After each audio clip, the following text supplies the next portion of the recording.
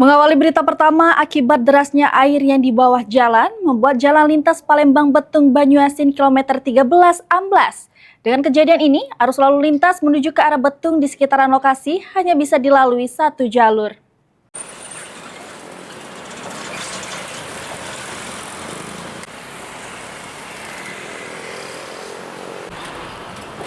Setelah beberapa hari lalu dilakukan perbaikan karena jalan bergelombang, kini jalan lintas Palembang Betung Banyuasin tepatnya di kilometer 13 kembali rusak dikarenakan amblas akibat derasnya air yang ada di bawah jalan.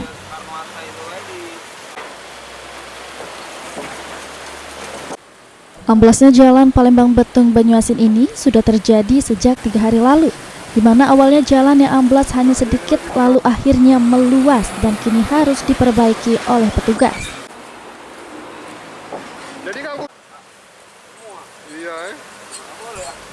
Devi, salah satu warga yang ada di sekitaran lokasi, mengungkapkan amblasnya jalan Palembang Betung Banyuasin di kilometer 13 ini karena curah hujan yang tinggi.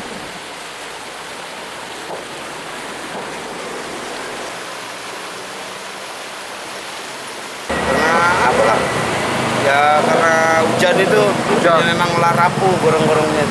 Oh, gitu. Sejauh ini ada belum perbaikan dari ini? Belum ada perbaikannya. Belum ada, Pak ya? Baru inilah. Ini awalnya nggak sebesar ini, Pak ya? Awalnya tidak, karena banyunya besar, terus curah hujan tinggi, ya gini makanya langsung besar. jadi lebar gini, Pak.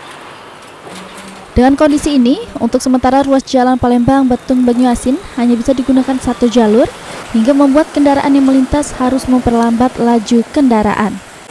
Tim Liputan, PAL TV.